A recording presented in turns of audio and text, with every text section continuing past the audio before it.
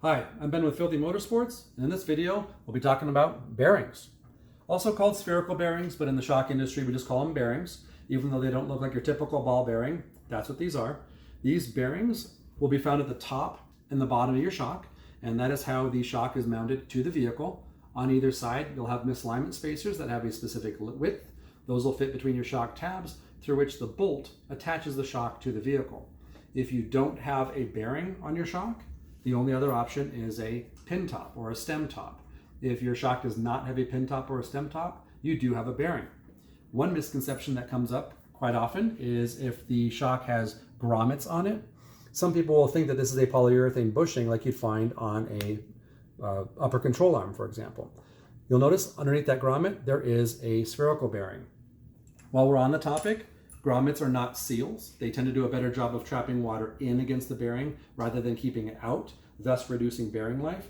So if you can avoid using grommets, it's best to avoid them. Don't order them as seals. They tend to be used mostly on steering stabilizers, bypass shocks, and piggybacks to keep the shock oriented. So if you don't need them, it's actually best to remove these. The misalignment spacers in the bearing fit inside of the bearing. Some misalignment spacers that match the inner diameter of that bearing will just look like sleeves. Those will be on the outside and typically zip tied to the shock when you first get it. But the vast majority of misalignment spacers fit inside of that bearing. Sometimes they come out relatively smoothly. Sometimes they'll be wedged in there. That's another misconception. So we've had some people reach out to us thinking that this is one assembly where the misalignment spacers were part of that bearing. But the misalignment spacers absolutely do come out, and the bearing will be just this unit here, and this is what ultimately gets replaced. Inside of the bearing is a Teflon liner. That Teflon liner lubricates the central ball within the race, and over time, that Teflon liner will wear away. Things that will cause that liner to wear away sooner would be exposure to salt, contaminants, mag chloride, dust, that gets in there and abrasively wears away that Teflon liner. Other things like brake cleaner or aggressive chemicals can also wear away that liner, so you have to be careful with how you treat the bearings. One way to make the bearings last a little bit longer is to use a product like Tri-Flow. This is available on Amazon. We've got links to it below as well as on our website. And anytime that a shock comes in for service, anytime that shocks usually leave here, we'll put a few dabs of this on there because it'll help keep things lubricated. So if you have a bottle of that, that will help. The other thing you can do is keep the shocks clean. So if you do drive through mag chloride in a winter or salt water or anything like that, wash the shocks as soon as possible, pressure wash them, soap and water, get those contaminants out, and the bearings will have a much longer life. How would you know if your bearings are worn out? And the answer to that question is sometimes you will and sometimes you won't. So usually when a bearing wears out and that Teflon liner has worn out, you'll start to get a noise because you'll now have metal to metal contact within that bearing. So whenever a client or a customer reaches out to us asking about a shock making noise, the very first thing we do is we diagnose the bearings. The fastest way to do that is to take some WD-40, spray it around the bearing, and if the noise goes away temporarily, chances are that bearing has worn out.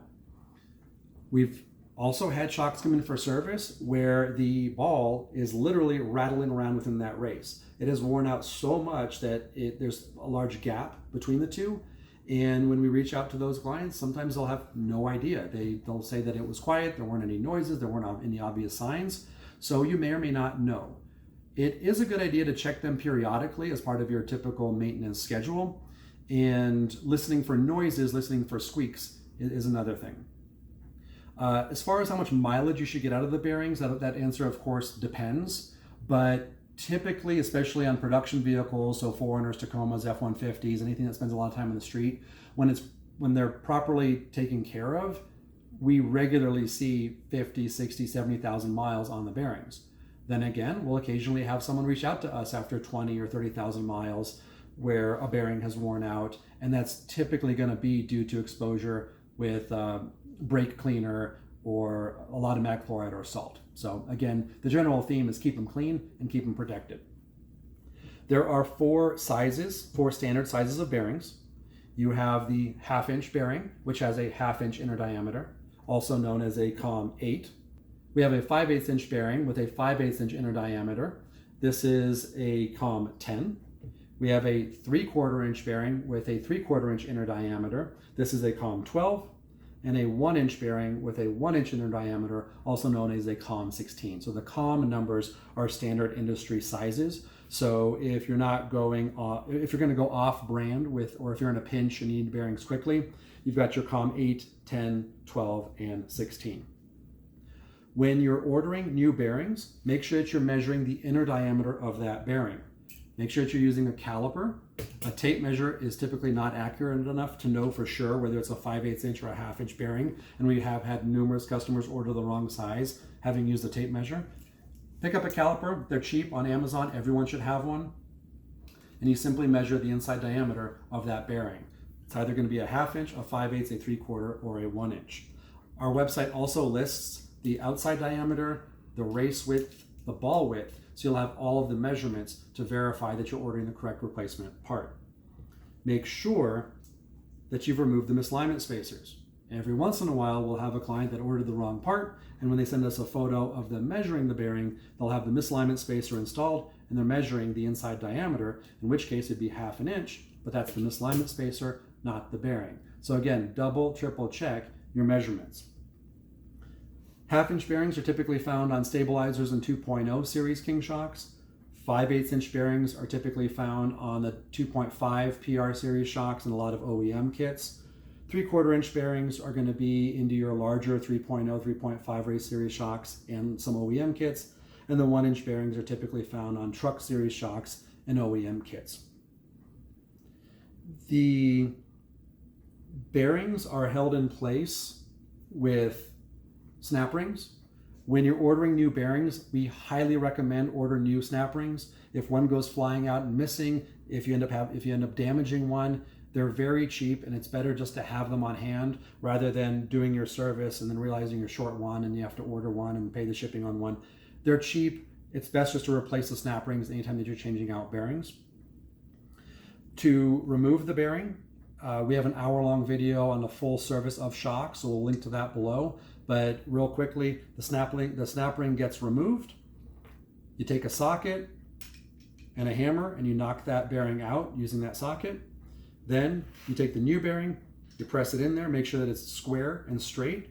Start tapping that in and then fully seat it with that socket, and then you put the new retaining ring in there. That should hopefully answer most of the questions that you have on bearings and how to order new ones.